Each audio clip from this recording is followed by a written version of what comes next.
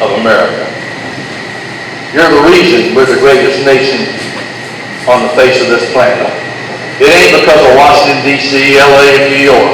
Those are fine places for sure. But this is the heartland of what makes us the greatest nation on the face of the planet. And I see a lot of these young people that I talk to who want to tear things down. I said, won't you just come with me? Just come with me for one day, and I'll let you have a choice if you want to stay or come back to America. I don't regret it one bit. It's been the most fulfilling job I've ever had in my life. But when I came into the system, as I would go from country to country, I would ask the UN leadership in these countries, as well as government donors into these countries, how long have you been here? Oh, we've been here 30 years, 40 years. And I'm like, you think it might not be working? You think you may ought to back up and rethink it a little bit? And they look at me like nobody's ever asked us that kind of question. At the World Food Program, we come in with this mindset: what's our exit strategy? How can we create sustainability and resilience so that we're no longer needed there? Because charity, as good as charity is not the long-term solution. Bad news that should alarm you and concern you. When I took this role, there were 80 million people, as we would say, not going to bed hungry. That's a whole different number. Chronic hunger, 700-800 million people. But 80 million marching to starvation, literally on the brink of starvation, not knowing where their next meal is coming from.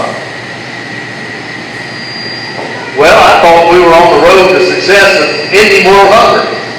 Only to see it going backwards. Right before COVID, that number had jumped from 80 million to 135. Well, even logic would say, why? Well, number one reason, man-made conflict. Man-made conflict.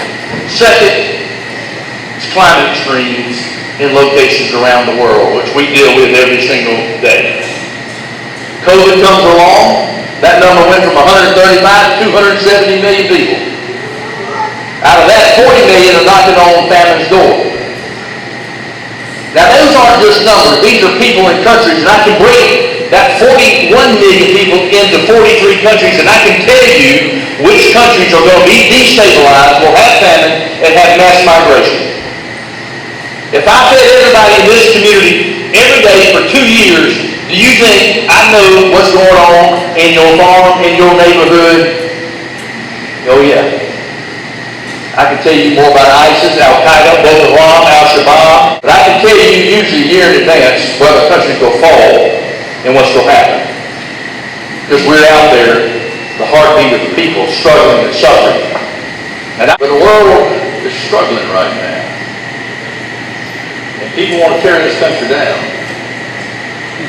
And I tell you, I see more death, more suffering, more war, more conflict than anybody on this planet. And I'll still put this country above and beyond any other nation on the face of this planet. God bless America. It's the greatest nation on the planet.